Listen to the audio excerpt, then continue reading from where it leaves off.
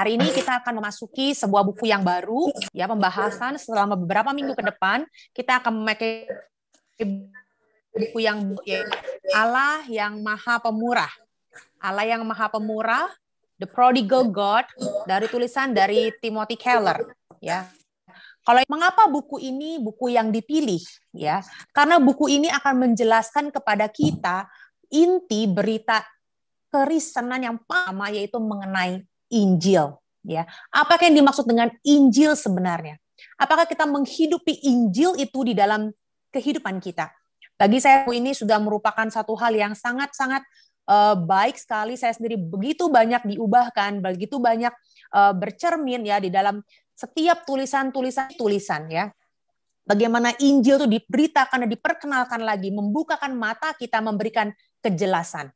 Nah, maka hari ini saya ingin sekali bahwa PA ini bukan hanya ditujukan bagi kita yang sudah lama menjadi orang Kristen, tetapi bagi kita juga yang baru menjadi orang Kristen, atau bahkan kita masih ragu terhadap iman kita masih mencari-cari kebenaran. Maka saya harap ini menjadi kesempatan dari ibu-ibu untuk boleh membawa jiwa, untuk bawa teman, untuk kita sama-sama belajar kembali. Baik kita yang masih baru, baik kita yang masih belum mengerti apa-apa, ataupun kita yang mungkin sudah lama ada di dalam kekristenan ya. Ibu-ibu sekalian, dan saya juga sangat berharap sekali ya, buku ini tidak mahal. Buku ini sangat murah sekali ya, tetapi akan menjadi berkat yang sangat besar kalau ibu-ibu juga terlibat di dalam membacanya. Ibu-ibu, kalau kita mendengar sendiri, kita bisa langsung ingat. Tapi kalau kita baca sendiri, kita menggaris sendiri, dan kita mencatat PA kita sendiri, maka ibu-ibu akan punya pengalaman-pengalaman yang Tuhan taruh di dalam hari demi hari, sehingga firman Tuhan yang kita baca, sehingga kebenaran yang kita baca itu akan bergema di dalam pengalaman kita. Nah, sehingga kita boleh mengenal Tuhan lewat apa? Kebenaran yang dipraktekkan di dalam hidup kita. Maka saya berharap sekali buku ini tipis, setiap bab juga sebelumnya ya. Saya harap ini kesempatan bagi kita untuk boleh membaca. Ya, mari ibu-ibu sekalian, kita dalam PA wanita ini bukan hanya kita mendapatkan firman Tuhan, tapi saya rindu ibu-ibu juga boleh mau dibentuk di dalam ketaatan. Ya, bagaimana kita bisa mengajar anak kita taat kalau kita sendiri tidak taat? Ya, bagaimana kita bisa meminta ketaatan orang lain kalau kita sendiri menjadi murid yang tidak taat kepada Tuhan? Ya, saudara bukan menaati saya, tapi saudara belajar untuk menaati Tuhan. Ya. Nah, salah satunya juga di dalam PA ini, kalau ibu-ibu mempercayakan diri, ibu-ibu di dalam PA ini, marilah mau memberikan diri untuk boleh dibentuk. Nah, ibu-ibu sekalian, kalau kita melihat dari buku ini diberikan judul The Prodigal God, ya, atau diterjemahkan di dalam bahasa Indonesia Allah yang Maha Pemurah. Ya, kenapa sih buku ini diberikan judul The Prodigal God? Ya, Prodigal God, atau di dalam bahasa Inggris kata prodigal itu boros, ya, atau memiliki arti tanpa perhitungan, ya, atau menghabiskan sesuatu sampai tersisa sedikit pun juga. Nah, kita mungkin langsung bisa berpikir ya bahwa yang menghabiskan segala sesuatu tanpa sisa itu adalah si anak bungsu. Melalui mata yang baru kita boleh melihat bahwa sebetulnya center dari cerita di dalam perumpamaan anak yang hilang, kita bisa ada satu figur ya, center yang penting adalah Allah sendiri. Allah dikatakan sebagai Allah yang menolak untuk memperhitungkan anaknya terhadap dirinya. Dia tidak menuntut kembali apa yang sudah diboroskan oleh anaknya. Dia dengan sangat boros memperhitungkan kembali, menerima si bungsu untuk kembali pulang. Dialah gambaran Bapa Sorgawi kita, Allah yang Maha Pemurah. Nah, ini juga diambil di dalam satu bagian di dalam firman Tuhan dalam 2 Korintus 5 ayat 19. Saya akan bacakan. Allah oleh Kristus dengan tidak memperhitungkan pelanggaran mereka. Dia berlaku murah hati tanpa perhitungan. Nah, Allah yang murah hati seperti inilah yang menjadi harapan besar, harapan terbesar umat manusia. Bagi ibu-ibu, bagi saya juga. Bagi kita yang sudah lama menjadi orang Kristen, ataupun bagi kita yang baru saja menemukan, bahkan masih mencari. Allah yang Maha Pemurah akan menjadi harapan terbesar bagi kita. Mari ibu-ibu sekalian, kita sekarang akan mulai firman Tuhan. Saya harap ibu-ibu meskipun ini streaming ya, ibu boleh membuka Alkitab, boleh menyiapkan catatan, boleh menandai, dan kita boleh menuliskan ya. Ini melanjutkan ya dari kehidupan kita yang bersaat teduh. Sekarang kita akan melanjutkan dengan kehidupan kita yang dibentuk oleh cara pandang Injil ya. Mari meneruskan kembali cara-cara belajar yang baik yang sudah kita bangun sebelumnya. Mari kita membuka Lukas 15. Lukas 15 hari ini akan berapa ibu-ibu bersama-sama kita akan membacakan di dalam bentuk cerita ya. Kita akan membaca Lukas 15. Kita akan membaca dari ayat 1 sampai 3, lalu kita akan lanjutkan ayat 11 sampai 32. Ya, pembacaan yang tidak pendek. Pembacaan cukup mati seluruh pembacaan ini karena ini akan menjadi satu bagian yang akan kita bahas terus-menerus sampai buku ini akan membacakannya dari Lukas 15 ayat yang ke-1 sampai 3 dilanjutkan 11 sampai 32. Para pemungut cukai dan orang-orang berdosa biasanya datang kepada Yesus untuk mendengarkan Dia. Maka bersungut-sungutlah orang-orang Farisi dan ahli-ahli Taurat. Katanya, ia menerima orang-orang berdosa dan makan bersama-sama dengan mereka. Lalu ia mengatakan perumpamaan ini kepada mereka. Ada seorang mempunyai 2 anak laki-laki. Kata yang bungsu kepada ayahnya, Bapak, berikanlah kepadaku bagian harta milik kita yang menjadi hakku. Lalu ayahnya membagi-bagikan harta kekayaan itu di antara mereka. Beberapa hari kemudian, anak bungsu itu menjual seluruh bagiannya itu, lalu pergi ke negeri yang jauh. Di sana ia memboroskan harta miliknya itu dengan hidup berfoya-foya. Setelah dihabiskannya semuanya, timbullah bencana kelaparan di dalam negeri itu, dan ia pun mulai melarat. Lalu ia pergi dan bekerja pada seorang majikan di negeri itu. Orang itu menyuruhnya ke ladang untuk menjaga babinya. Lalu ia ingin mengisi perutnya dengan ampas yang menjadi makanan babi itu. Tetapi tidak seorang pun yang memberikannya padanya. Lalu ia menyadari keadaannya. Katanya, betapa banyaknya orang upahan Bapakku yang berlimpah-limpah makanannya. Tapi aku di sini mati kelaparan. Aku akan bangkit dan pergi kepada Bapakku dan berkata kepadanya, Bapa, aku telah berdosa terhadap sorga dan terhadap Bapa. Aku tidak layak lagi disebutkan anak Bapa. Jadikanlah aku sebagai salah seorang upahan Bapa. Maka bangkitlah ia dan pergi kepada bapaknya. Ketika ia masih jauh, ayahnya telah melihatnya, lalu tergeraklah hatinya oleh belas kasihan. Ayahnya itu berlari mendapatkan dia, lalu merangkul dan mencium dia. Kata anak itu kepadanya, Bapa, aku telah berdosa terhadap sorga dan terhadap Bapa. Aku tidak layak lagi disebutkan anak Bapa. Tetapi ayah itu berkata kepada hamba-hambanya, lekaslah, bawa kemari jubah yang terbaik, pakaikanlah itu kepadanya, dan jarinya dan sepatu pada kakinya, dan ambillah anak lembu tambun itu, sembelihlah dia dan marilah kita makan dan bersuka cita. Sebab anakku ini telah mati dan menjadi hidup kembali. Ia telah hilang dan didapat kembali. Maka mulailah mereka bersukaria. Tetapi anaknya yang sulung berada di ladang.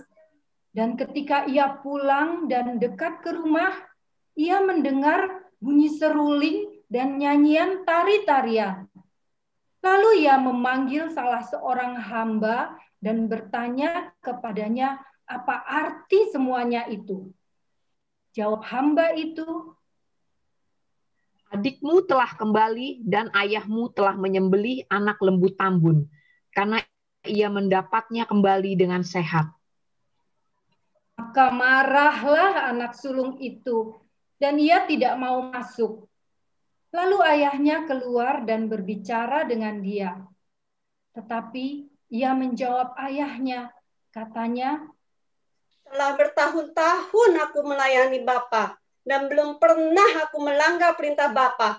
Tetapi kepadaku belum pernah Bapa memberikan seekor anak kambing untuk bersukacita dengan sahabat-sahabatku.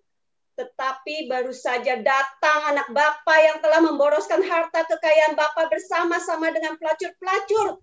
Maka Bapa menyembelih anak lembu tambun itu untuk dia. Kata ayahnya kepadanya, Anakku, engkau selalu bersama-sama dengan aku, dan kesenanganku adalah kepunyaanmu. Kita patut bersuka cita dan bergembira, karena adikmu telah mati dan menjadi hidup kembali. Dia telah hilang dan didapat kembali. Mari kita ibu-ibu sekalian, kita menundukkan diri, kita berdoa. Bapa kami di dalam kerajaan surga, siang hari ini kami telah membaca firman-Mu. Firman yang telah kami dengar bertahun-tahun ya Tuhan. Kami kenal, yang telah begitu familiar bagi hidup kami. Tapi kami mohon sekali lagi Tuhan, pada sore hari ini, Engkau sekali lagi boleh bertahta firman-Mu. Engkau sendiri yang boleh membukakan kepada kami, bagaimana kami seharusnya melihat kebenaran-Mu. Berikan kami hati, berikan kepada kami mata, lihat kebenaran-Mu, dan kami diubahkan olehnya. Berikan kerendahan hati, agar kami tidak lagi menjadi orang yang sama, tetapi mulai menjadi seorang Tuhan.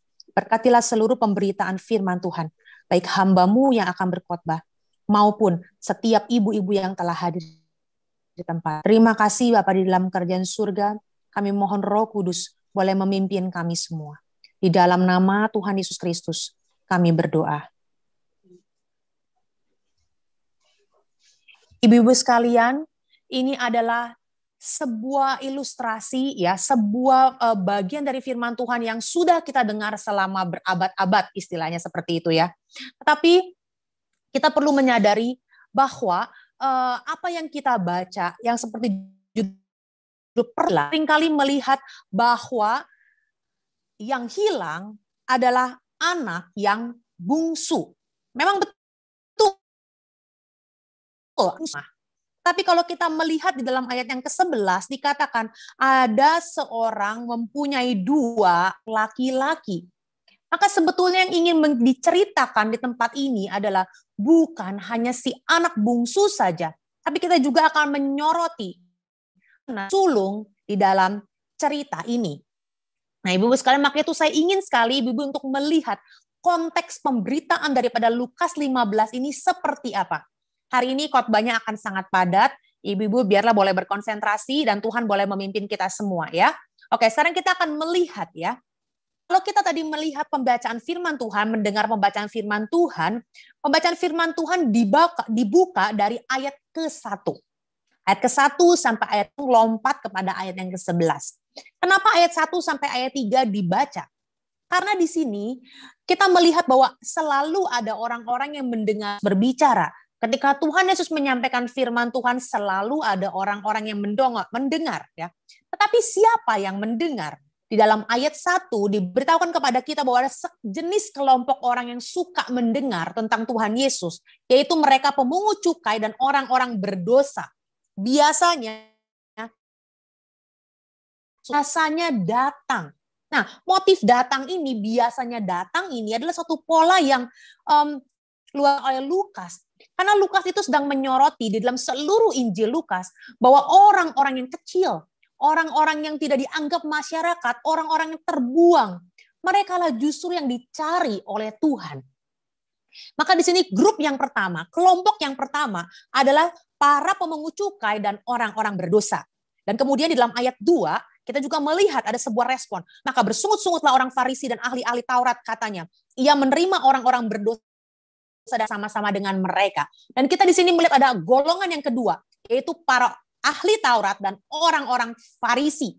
Nah, maka siapa perumpamaan ini? Dan kalau kita melihat di sini adalah kelompok pertama, yaitu kelompok para pemungut cukai dan orang-orang berdosa. Dan kelompok yang kedua adalah kelompok ahli Taurat dan orang-orang Farisi. Nah, maka Ibu-ibu sekalian kita mesti tahu nih konteksnya, pendengarnya itu apa. Nah, secara tidak langsung, dengan secara jelas bahkan ya, Tuhan itu sedang membagi pendengar ini di dalam dua kelompok. Di dalam dua kelompok ya. Tadi sekali lagi kelompok Farisi dan kelompok pendosa ya. Lalu hal yang kedua, Ibu-ibu kalau melihat dari ayat 1 ya sampai 11, sebetulnya di dalam seluruh pasal 15 ini ada 3 perumpamaan yang Tuhan Yesus sedang beritahukan. Perumpamaan pertama adalah tentang domba yang hilang.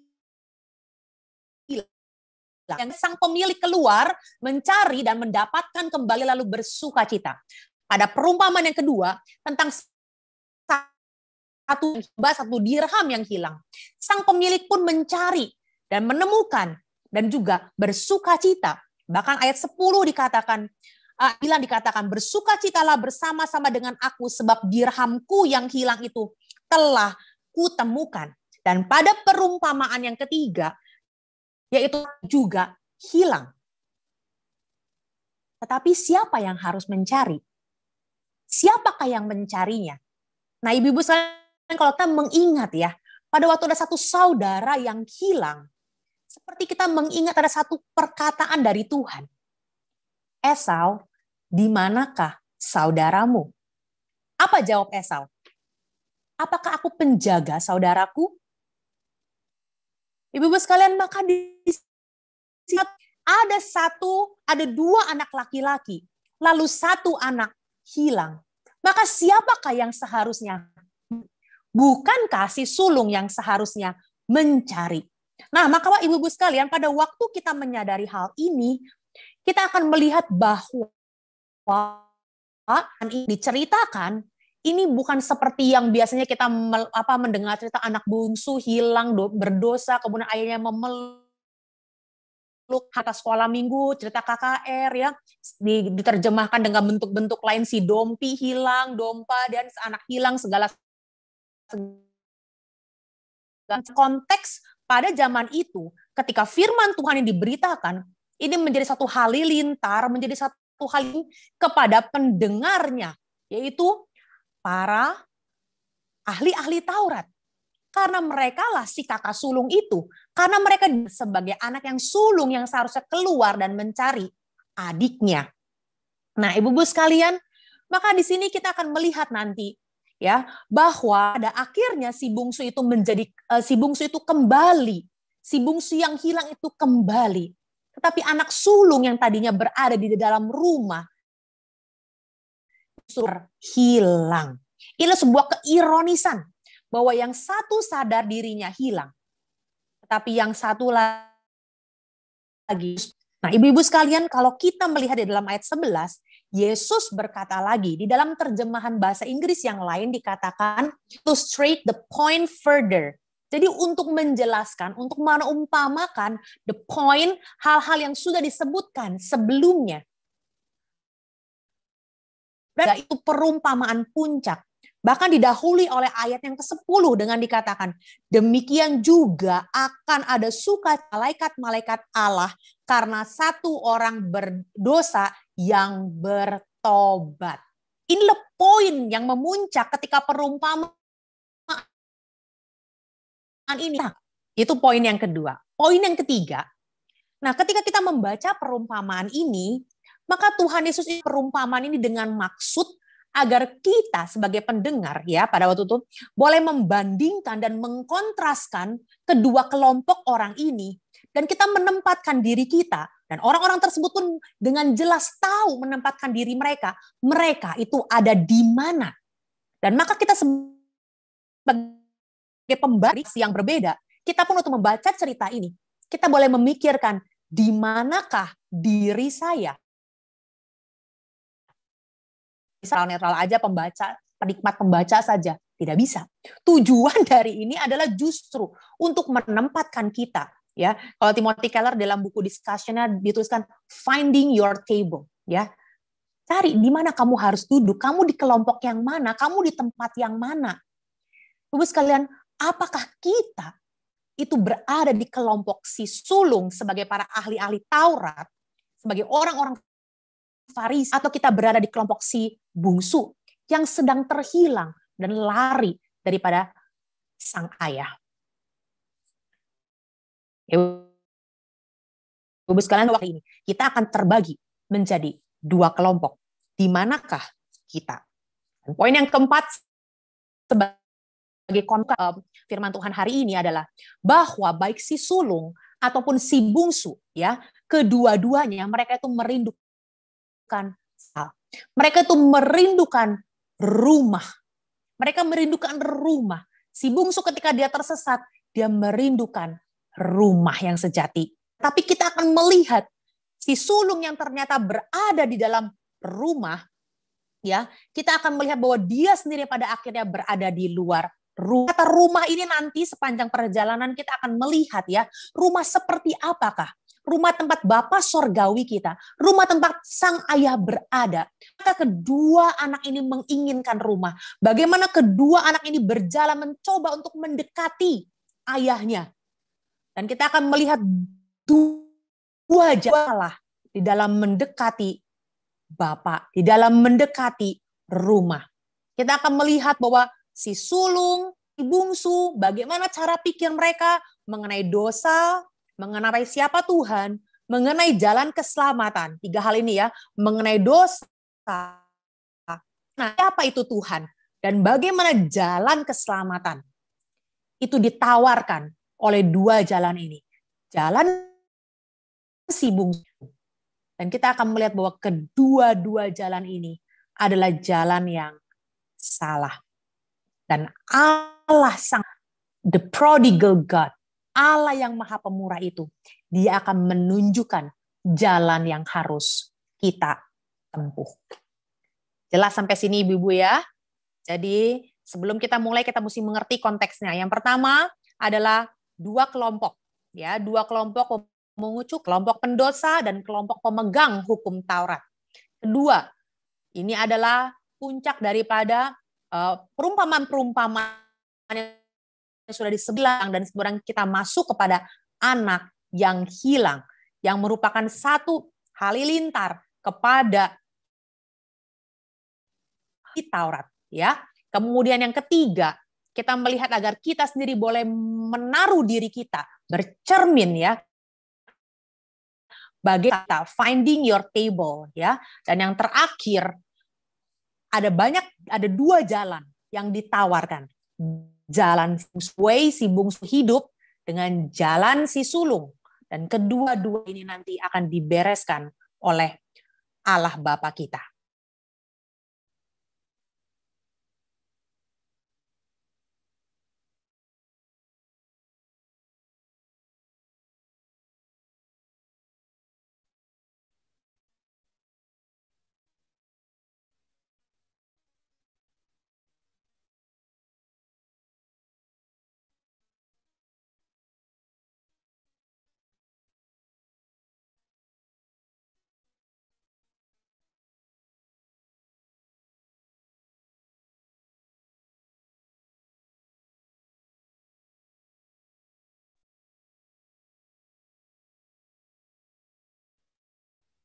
Oke.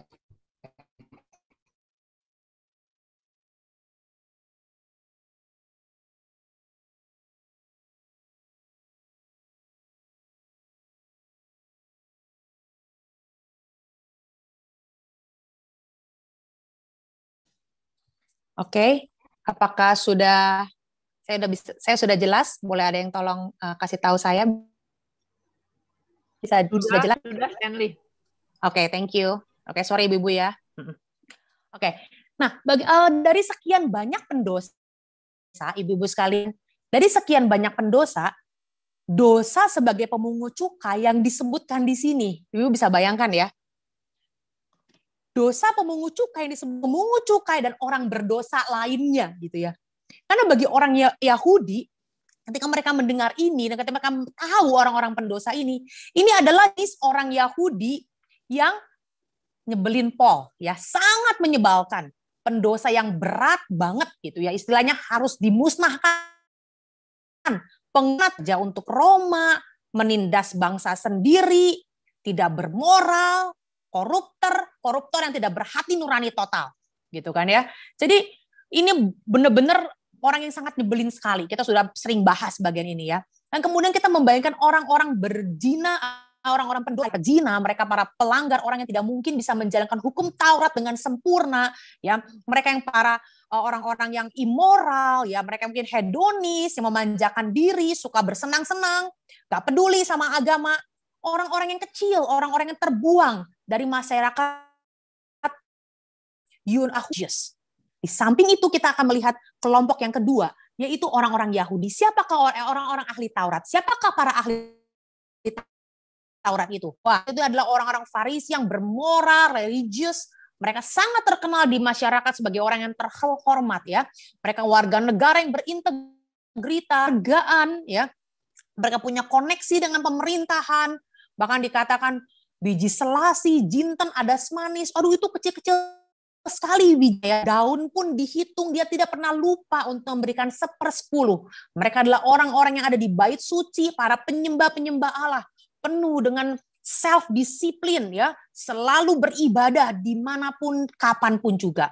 Nah, kita melihat gambaran seperti ini sangat familiar sekali di dalam kehidupan kita. Di dalam saat ini, di dalam dunia saat ini, kita akan langsung mengkontraskan para ahli Taurat ini adalah dengan para hamba-hamba Tuhan, kepada pelayan-pelayan Tuhan yang di gereja. Bahkan bagi kita, ya, yang sudah bertumbuh lama sebagai orang Kristen, orang yang begitu rajin memelihara kehidupan yang sangat-sangat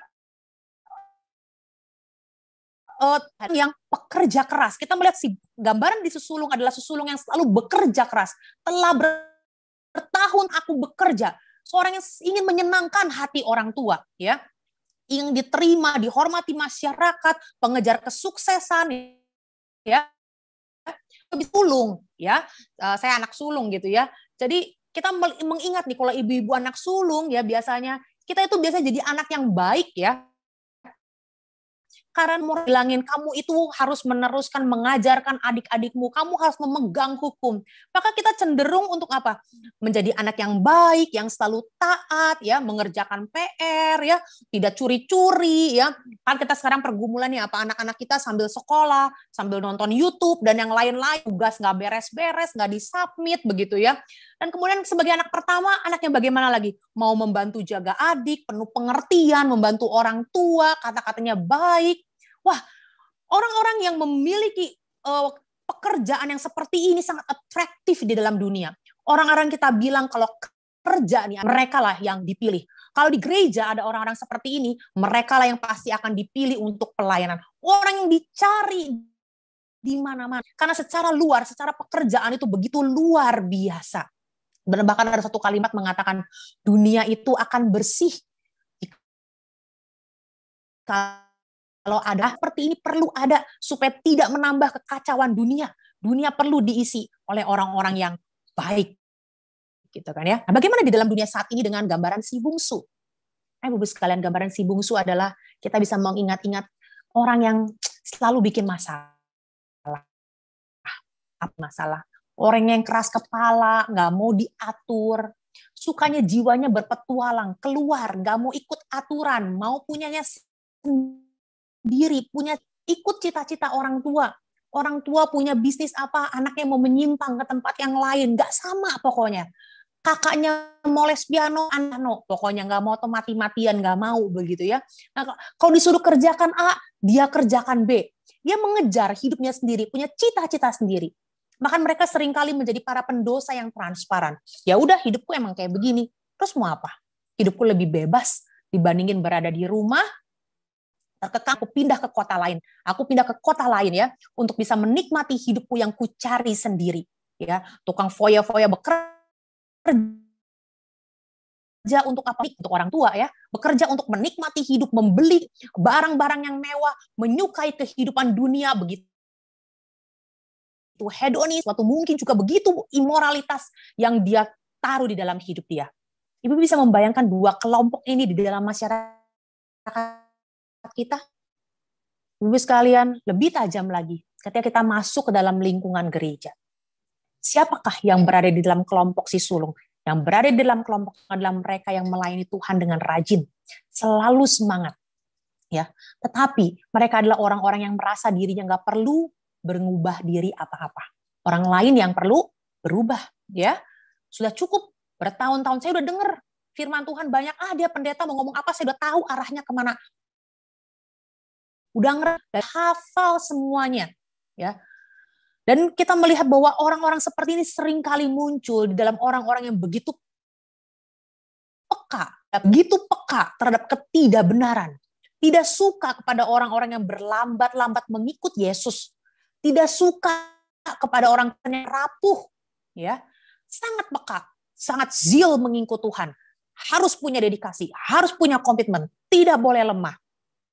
Dan kemudian ini juga lahir, ya, jadi memiliki satu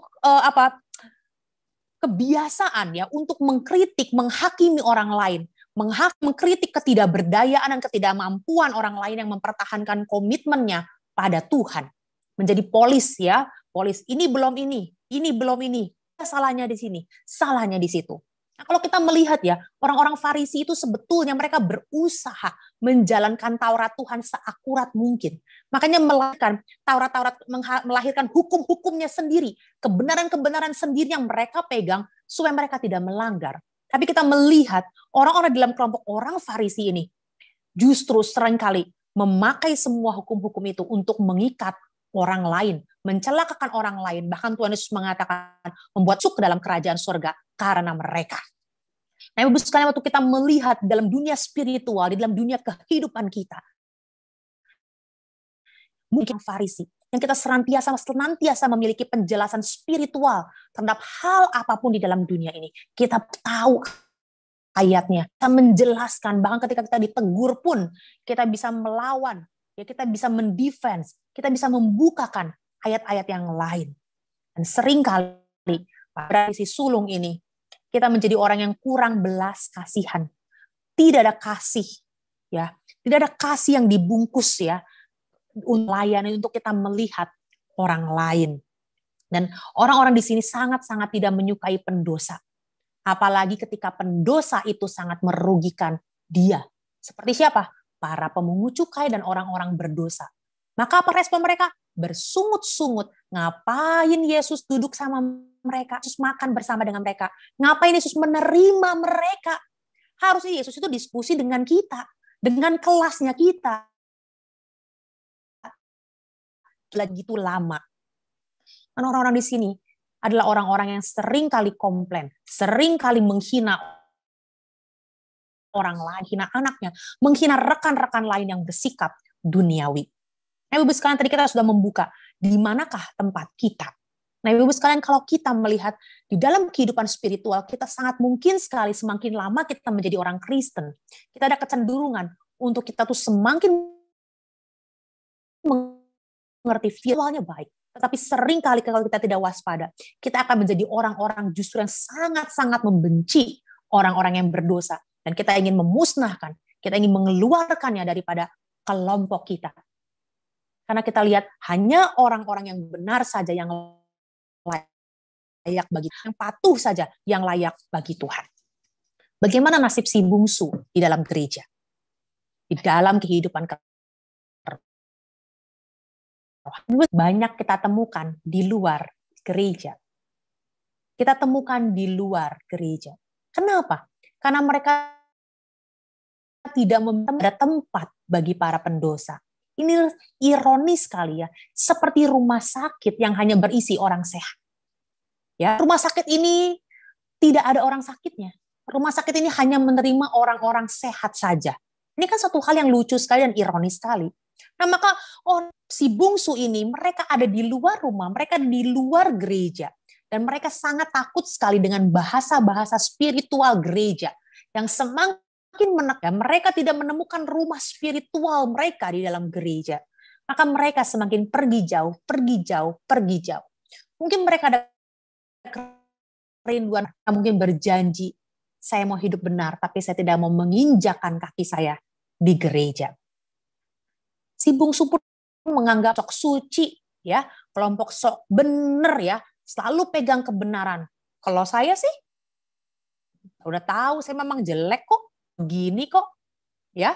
Nah, ibu-ibu sekalian, mereka memilih untuk menjadi ateis, mereka memilih untuk tidak beragama, dan itu lebih baik daripada orang-orang beragama menghakimi.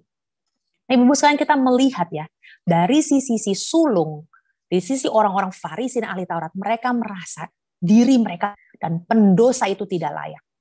Tetapi di sisi lain, si anak bungsu pun merasa diri saya lebih baik. Saya punya jalan saya sendiri. Sampai sini kita bisa melihat bahwa kedua-duanya tidak ada yang benar.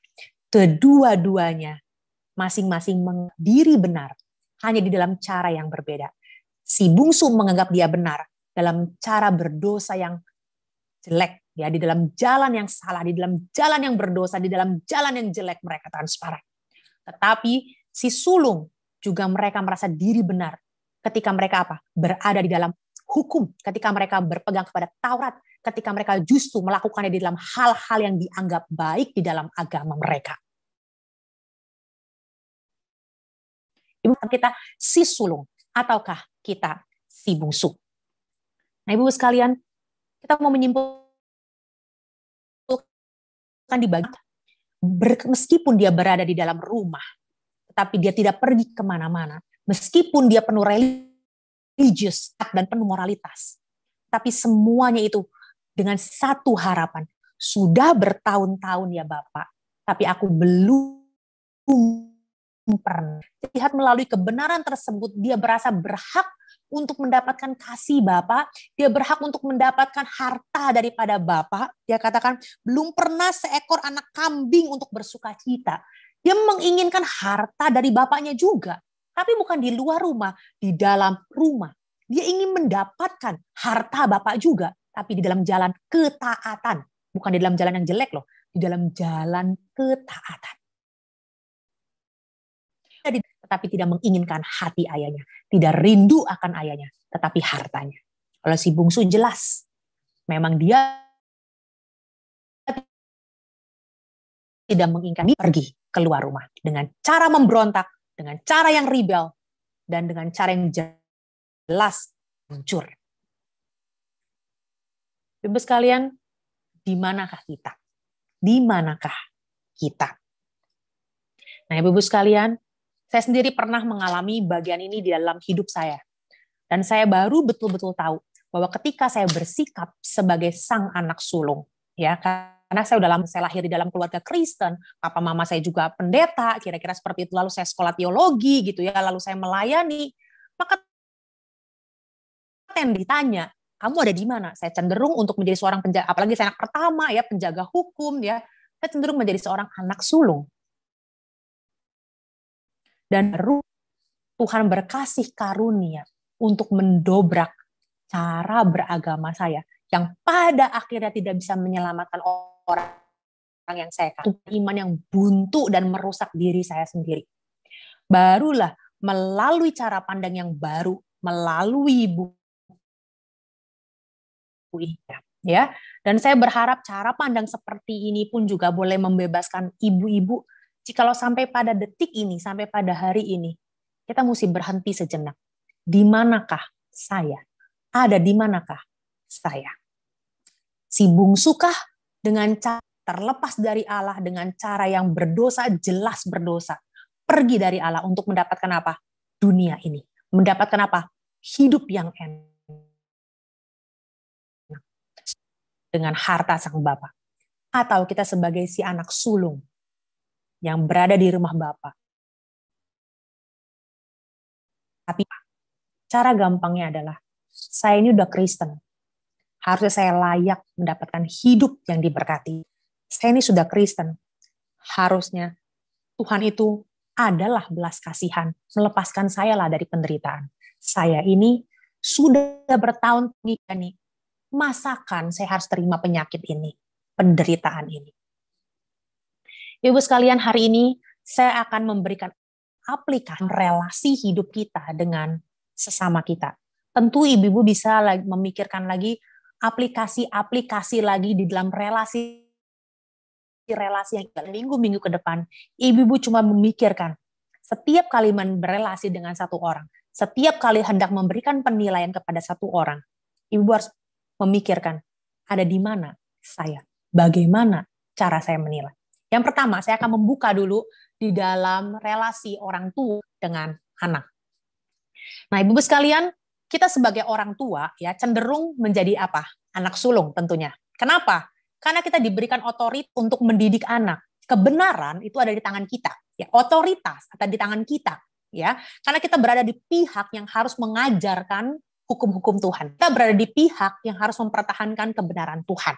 Ya, sedangkan anak tentu saja dia berada di pihak si bungsu. Karena apa? Kita mengatakan mereka membedakan tangan kiri dan tangan ya, dan mereka perlu diajar di dalam banyak hal. Dia tidak tahu apa-apa. Kira-kira seperti itu. Makanya tugas orang tua di dalam ajar kepada Tuhan, menegur dia ketika dia salah. Apa yang menjadi perlengkapan orang tua? Baca Alkitab, ikut PA, saat teduh, baca buku parenting, menetapkan aturan di rumah, menjalankan konsekuensi dengan disiplin, mengontrol anak supaya tidak kalah ikut seminar, semi-seminar ya yang melengkapi kita sebagai orang tua. Demikian bukan? Ya, betul perintah Tuhan dan itulah seharusnya. Nah, sekarang dosa anak-anak apa biasanya? Wah, banyak gak usah disebutin ya ibu-ibu, dosa anak-anak. Udah buku novel sendiri ya, menceritakan dosa anak-anak dan kreativitasnya. Ibu-ibu sekalian ya, melawan otoritas, sudah jelas, sudah pasti ya, membentak, berbohong, malas, mencuri waktu, dan segala sesuatu. Intinya apa? Mereka pengen kebebasan. Mereka juga nggak suka dikontrol. Mereka juga nggak suka dalam keberdosaan mereka. Mereka pengen bebas dan tidak bertanggung jawab. Nah, ibu-ibu sekalian, apa yang membuat kita itu terpisah menjadi si sulung dan si bungsu, ya, yaitu pendekatan kita. Kita mendapatkan tugas dari Tuhan, ya, untuk mengajarkan kebenaran. Tapi waktu kita menghadapi konflik, melihat keberdosaan anak-anak kita, ketika anak-anak kita mulai melawan kita, ketika dia mulai melakukan dosa demi dosa, lari daripada kebenaran Tuhan, apa yang menjadi respon kita? Satu, mungkin ya, seringkali kita menghakimi anak kita tidak adil. Ya, tanpa kita tahu duduk masalahnya, kita langsung menjudge anak kita melakukan hal yang tidak benar karena biasanya dia tidak benar. Kira-kira lakukan pemisahan antara dunia sekuler dan dunia spiritual kepada anak yang sangat tajam sekali. Tugas kamu hidup dalam dunia adalah bagi Tuhan. Kamu ngerti. Jadi harus kamu lakukan apa? Belajar. Itu udah pasti ya. Kedua, apa lagi? Harus ikut PA ya, PA anak. Banyak tuh, GRI banyak banget gitu kan. Ya, saya ikut ya. Mam, boleh nggak nonton? Enggak, jangan banyak tuh nonton tuh udah setan lah itu ya. Apa namanya main game terus itu nggak nonton seperti itu ya ibu sekalian. Kita nggak tahu waktu anak kita mulai buka handphone, nonton lama, ketawa-ketawa cekikikan sendiri. Kita langsung bilang, pasti nonton nggak bener. Sudah, sekarang handphonenya diambil 1 minggu. Kira-kira seperti itu ya. Tapi kalau anak kita bilang, enggak kok kita nonton PA, ya PA-nya lucu. Oh ya boleh-boleh, terusin aja, terusin. Kira-kira seperti itu ya. Memang kita dengan tidak adil memberikan pemisahan antara dunia sekuler dan dunia spiritual dengan begitu tajam, seolah-olah hidup ini tidak ada celah ya. Tidak boleh ada kehidupan kecuali menyembah Tuhan. Kira-kira seperti itu ya. Ini penilaian yang salah ya. Dan kalau kita sadar ya, anak kita tuh lahir di dalam dunia gadget. Istilahnya lahir itu udah pegang gadget. Jadi kita tidak bisa membatasi mereka sekarang untuk karena tidak sama orang tua zaman dahulu kala yang dunia kita belum lahir gadget, tidak boleh memberikan kepada mereka satu penilaian yang tidak adil. Kebenaran, karena kita punya otoritas. Ya, yang pertama. Kedua, waktu dalam kita mengajar anak kita, seringkali kita penuh dengan emosi, akhirnya mengatakan perkataan yang merusak identitas. Kamu ini jadi kasih tahu nggak bisa. Anak kurang ajar ya, anak setan ya mungkin ya. Kenapa sih nggak berharga ini ya? Selalu bikin salah lagi. Kenapa sih bikin susah ya? Kita seringkali memberikan label-label kepada anak kita atas ketidaksabaran kita. Ya, kita seolah-olah paling benar. Seolah-olah Tuhan tuh nggak perlu bersabar kepada kita atas dosa-dosa dan kelemahan kita. Apakah kita benar tiap hari? Apakah kita tiap hari tanpa kelemahan demi kelemahan? Apakah kita nggak pernah kurang ajar kepada Tuhan? Ibu sekalian, kita menghakimi dan merusak identitas dia. Tugas kita apa sebagai orang tua? Memberikan otoritas, mengajar dia. Tapi pada waktu tiba kepada konflik, hal-hal ini menjadi hal-hal yang membuat kita itu bertindak seperti anak-anak sulung yang memiliki kebenaran-kebenaran sendiri. Kebenarannya itu bebaskan, tapi untuk mengikat, kontrol dengan satu otoritas yang menjadi satu tirani. Apalagi Ibu sekalian, kita bisa membandingkan anak-anak kita, membandingkan dengan diri kita. Mami dulu nggak begitu loh, dulu nggak begitu. Ya anaknya kan beda, zaman mami kan beda. Tuh lihat teman kamu kok nggak bisa kayak dia sih, membandingkan. Atau yang paling terakhir, kita melihat barang sesuatu yang kita sendiri itu belum bisa lakukan, atau menyuruh anak yang kita sendiri itu tidak lakukan, dan kita memberikan kepada sekali. Ya, kita mengingat orang-orang Farisi pada Sabat, mereka memberikan peraturan yang berat. Ketika domba mereka, kambing mereka sendiri jatuh, mereka mengangkat dengan tangan mereka. Terus sekalian, kita suruh anak-anak kita, kamu ya harus punya self control. Kalau nonton atau kalau main game harus cuma boleh 1 jam saja ya. Tapi kita sendiri waktu bad mood, kita sendiri waktu bete, apa yang kita lakukan? Wah, kita seharian bisa scrolling nggak jelas ya.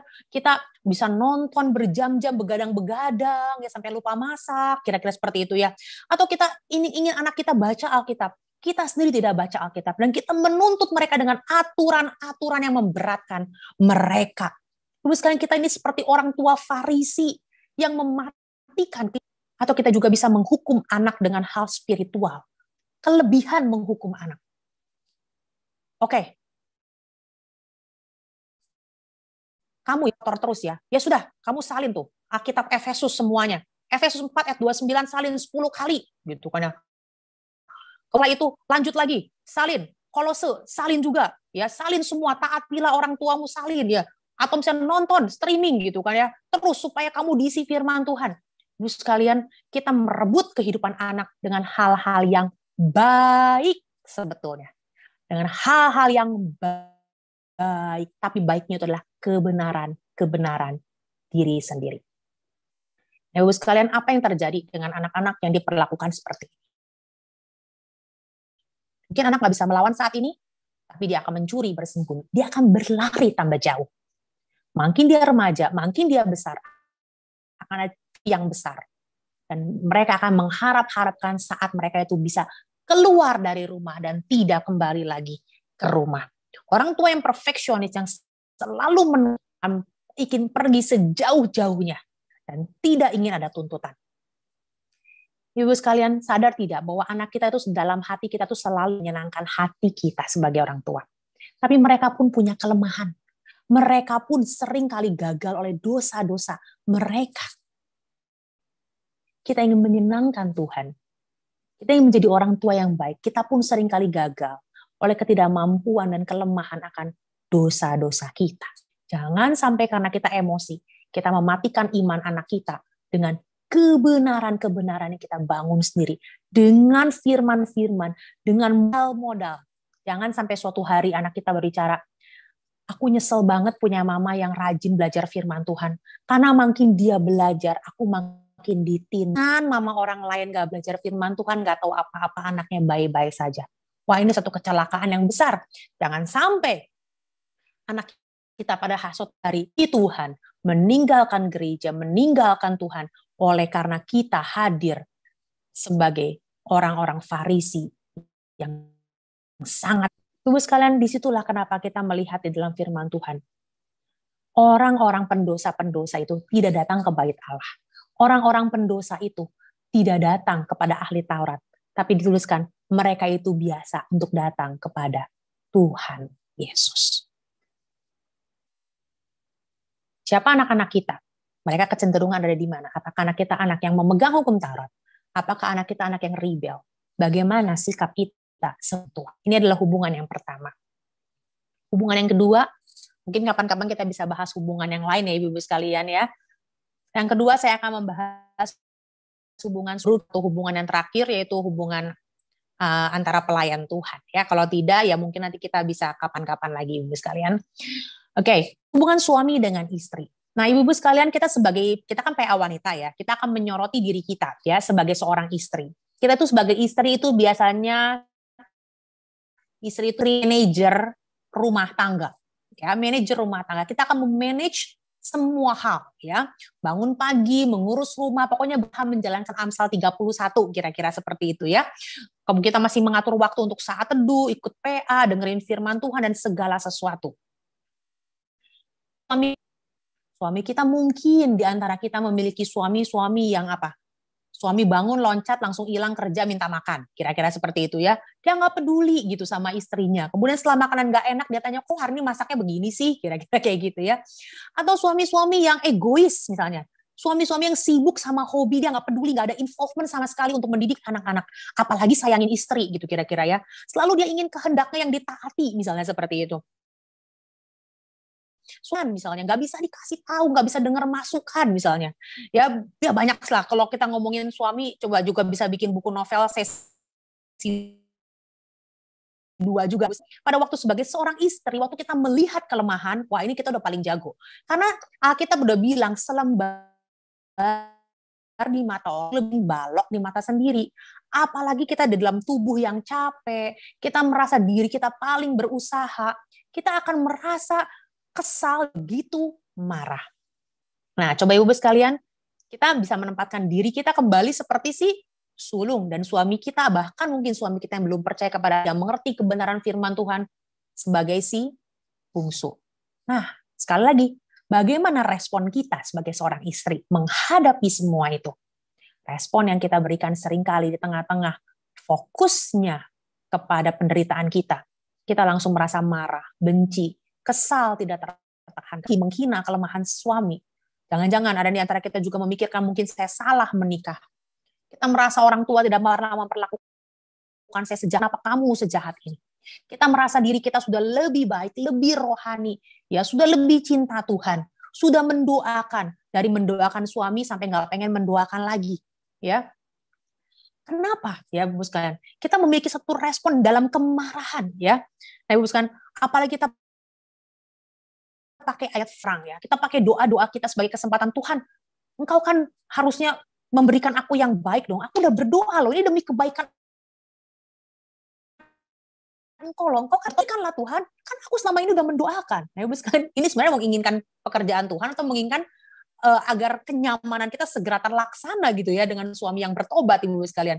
Nah, ini kan sudah memakai hal-hal spiritual ya untuk kita membenarkan diri kita. Tuhan untuk menghakimi dan tambah nggak ada belas kasihan. Nah, Ibu sekalian, sikap kita sebagai anak sulung seringkali menjadi pemicu terbesar dalam konflik kita, baik kepada anak kita atau kepada pasangan kita, dan berakhir dengan hal-hal yang ledakan-ledakan yang tidak terkira. Ibu sekalian, pernahkah kita merasa kita ini sudah cinta Tuhan? Kita merasa layak, seharusnya paling tidak lah, apa sih susahnya Tuhan memberikan kepada dia belas kasihan yang kecil aja. Please deh, suami saya diperbaiki sedikit aja Tuhan. Kan saya sudah melakukan ini dan itu. Kemudian kita merasa dengan kebaikan-kebaikan kita seharusnya juga bisa mendapatkan kebaikan-kebaikan Tuhan. Bukan berarti Tuhan tidak baik. Tetapi ini adalah satu jalan yang kita tempuh. Karena kita merasa dengan semua kebenaran kita seharusnya aku boleh mendapatkan harta. Ibu sekalian, ini adalah satu hal yang kita perlu bercermin. Baik si suami terhilang juga terhilang. Kedua-duanya memiliki firman Tuhan. Apalagi kalau suami sudah di dalam Tuhan ya, dua-duanya punya firman Tuhan, tetapi yang dihidupi adalah masing-masing kebenarannya sendiri. Alkitab menuliskan kepada kita, kita semua sesat seperti domba, masing-masing mengambil jalannya sendiri. Dan dalam setiap pergumulan demi pergumulan, kita sebagai wanita, sebagai istri, sebagai ibu, Seringkali kita merasakan begitu banyak penderitaan di dalam pergumulan kita. Daripada kita menghakimi dan terus menjadi pahit hati, ibu-ibu ingat satu hal ini. Pihak yang paling bergumul, Tuhan lebih dulu, pihak yang merasa dirugikan, pihak yang selalu hatinya itu berkecamuk, itu adalah berarti pihak yang harus berubah. Sering kesal, kenapa? Karena orang yang kita anggap berdosa, orang yang kita anggap terhilang, gak merasa terhilang. Belum tentu di dalam hatinya. Tapi tambah gitu. Tapi kita sangat bergumul sekali, karena kita ingin taat pada firman Tuhan. Karena kita ingin taat pada kebenarannya. Sudah bagus motivasinya, diterus. Karena Tuhan ingin membebaskan kita terlebih dahulu dari keterhilangan kita. Ibu sekalian, kita dalam satu rumah, mungkin banyak kita yang hilang. Jangan sampai kita sendiri, sebagai istri, sebagai tiang doa keluarga, sebagai penolong, kita sendiri yang sudah terhilang lebih dulu, harus bertobat. Baik si bungsu harus bertobat. Si bungsu bertobat dari dosa-dosanya yang menjijikan. Si sulung juga bertobat dari kebenaran-kebenarannya sendiri. Ibu sekalian, yang paling terakhir, saya memberikan satu contoh. Bagaimana relasi antara orang-orang Kristen. Ibu sekalian, kita membagi kekristenan menjadi dua. Ya, kekristenan yang kita bilang kekristenan yang kuat, yang memegang ajaran para rasul, yang menekankan pengajaran, yang memberikan pembelajaran ketat, karena kita ingin setia kepada firman Tuhan. Dan juga kita melihat orang-orang Kristen yang mudah taat, yang mendengar firman Tuhan, hatinya langsung firman Tuhan langsung bertobat, ya siap jadi martir, ya memiliki spiritual disiplin yang baik. Tapi kita juga melihat spirit, ya mereka lebih mengutamakan hubungan antar manusia, mereka begitu ekspresif, atau mereka yang sangat mudah jatuh di dalam dosa. Ya, mereka yang lemah. Hari ini memuji Tuhan, besok meninggalkan Tuhan. Hari ini komitmen, besok jatuh. Ya, mereka yang tidak stabil, ya. Dan mereka adalah orang-orang yang gereja, karena mereka sering gagal. Di mana mereka? Mereka bersembunyi. Nah, Ibu sekalian, dan yang menganggap dirinya kuat atau seperti si sulung, mereka rasa punya kebenaran. Dan mereka seringkali berdoa menengadah ke langit dan meminta hak atas para pendosa. Minta penghakiman agar orang-orang yang tidak adil, orang-orang yang tidak dosa, orang yang sudah merugikan, apalagi merugikan dirinya, segera petir dan diberikan penghakiman. Bukan kita minta penghakiman memakai tangan Tuhan untuk membalas dendam. Dan orang-orang yang kekristenan yang begitu kuat, yang mengerti teologi luar biasa, mengerti firman Tuhan begitu banyak, mereka itu memiliki satu keengganan untuk bergaul dengan orang-orang yang sah dan merasa jijik terhadap orang tersebut. Saya suatu kali mendengarkan pendeta Billy mengatakan satu kalimat, kalau kita semakin suci, kita semakin dekat dengan Tuhan Yesus, tapi kita tidak punya belas kasihan kepada orang-orang berdosa. Kita takut bergaul dengan mereka. Kita bahkan jijik bergaul sama mereka. Mungkin ada yang salah di dalam kekristenan kita. Terus kalian semakin kita belajar firman Tuhan, tentu kita akan ada semakin banyak gap dengan orang yang terhilang, dengan orang yang berdosa. Kita semakin mengerti kesucian Tuhan, tentu kita akan semakin peka terhadap dosa. Pertanyaannya, timbulkah keadilan? Jikalau tidak, berhati-hatilah Ibu sekalian. Maka mengapa orang menyukai tapi benci gereja? Karena yang berada di gereja, berada di bait suci, mereka yang berada di sana adalah orang-orang yang penuh dengan judgmental, yang hanya menganggap peristiwa munafik. Itulah sebabnya kenapa kekristenan kita tidak bisa mempengaruhi begitu banyak orang. Begitu banyak mereka yang terhilang, mereka jelas mereka berdosa. Kita jelas harus mendoakan dan membawa mereka kembali. Ibu sekalian, saya akan menutup firman Tuhan ini dengan satu kesaksian. Ya, satu kesaksian ini tidak asing bagi kita, tapi boleh menjadi satu cerminan bagi kita. Ya, kita mengenal satu tokoh yaitu Mahatma Gandhi. Ya, seorang tokoh kemerdekaan India dengan cara damai. Ya, dan kita tahu dia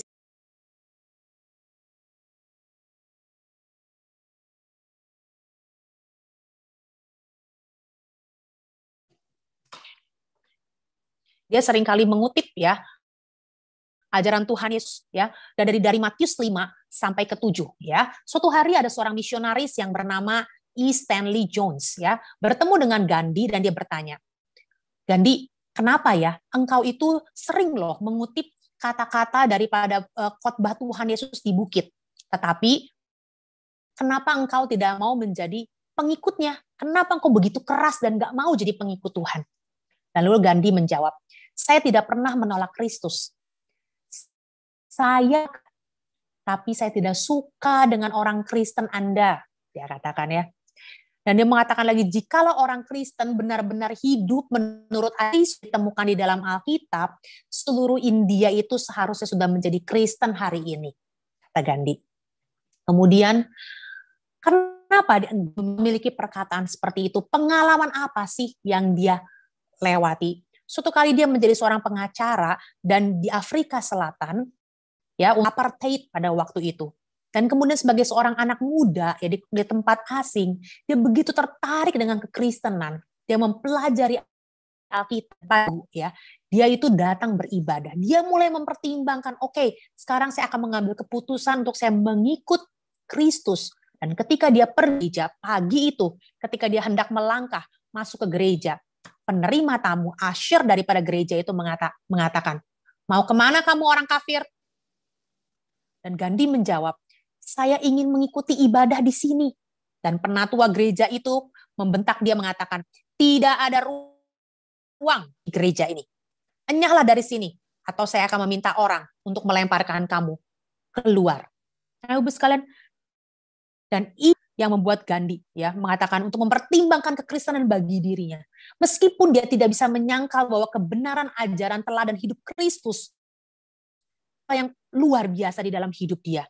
Tapi dia tidak mau menjadi seorang Kristen. Dan di dalam suatu organisasi misionaris wanita mengatakan seperti ini. Sekalipun saya bukan seorang Kristen, namun sebagai seorang pelajar Alkitab yang mendekatinya dengan iman dan rasa hormat, saya ingin menyajikan pada Anda intisari dari khotbah di bukit.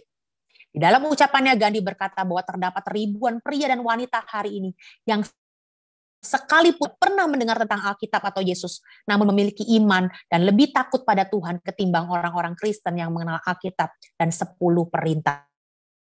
Ini tamparan yang sangat-sangat menyedihkan sekali. Bukankah kita adalah orang-orang yang dekat dengan kebenaran Tuhan? Yang seharusnya kita boleh menjadi garam dan terang. Dan kemudian Gandhi mengatakan seperti ini, cara paling efektif untuk penginjilan adalah hidup di Injil, menjalaninya dari awal, pertengahan, dan akhirnya. Bukan saja mengkhotbahkannya, tetapi hidup menurut tertentu. Kalau kamu melayani orang lain, dia katakan, lalu kamu mengajak orang lain melayani, orang itu bisa mengerti. Tetapi kalau kamu hanya mengutip, misalnya mengutip Yohanes 3 ayat 16, tetapi kamu hanya mengutipnya dan tidak menjalankannya, orang itu tidak akan pernah mengerti apa artinya ayat tersebut. Dia mengatakan Injil itu lebih kuat kuasanya saat dijalani dibandingkan dikhotbahkan. Ibu sekalian, ini luar biasa ya Ibu sekalian. Seorang yang satu langkah lagi begitu dekat kepada kekristenan akhirnya batal untuk dia menjadi seorang yang mengikut Tuhan ya. Karena begitu menjadi orang Kristen sendiri. Dan dia mengatakan lagi jika Yesus datang ke bumi, dia akan memungkiri banyak hal yang di dalam nama kekristenan. Kita jelas di dalam Alkitab dikatakan, jangan sampai waktu Tuhan datang mendapati di bumi, adakah iman di dalam bumi ini. Dan dia mengatakan, aku tidak mau. Ibu sekalian, dan dia mengatakan satu kali lagi, kepada misionaris tadi, dia mengatakan, pertama, dia bilang, saya menyarankan semua orang Kristen dan misionaris mulai hidup lebih mirip Yesus Kristus. Kedua, praktekkan tanpa mengencerkan atau mengubah. Ketiga, jadikan kasih sebagai daya penggerak Anda, karena kasih adalah unsur sentral di dalam kekristenan. Agama non-Kristen dengan lebih sistematis untuk menemukan kebaikan yang terkandung di dalamnya, agar kalian mempunyai pendekatan yang lebih simpatis. Ibu sekalian, cerita ini ditutup dengan pertobatan si bungsu. Orang-orang yang terbuang, tolak itu, orang-orang yang terbelakang dikatakan akan menjadi yang utama. Orang-orang yang berdosa, mereka yang duduk dan makan bersama-sama dengan Tuhan Yesus. Siapakah orang yang paling kita benci? Siapakah orang yang paling kita ingin buang karena kita merasa diri kita benar? Jangan-jangan mereka, dan mereka yang menerima undangan Tuhan. Marilah kita rendah hati.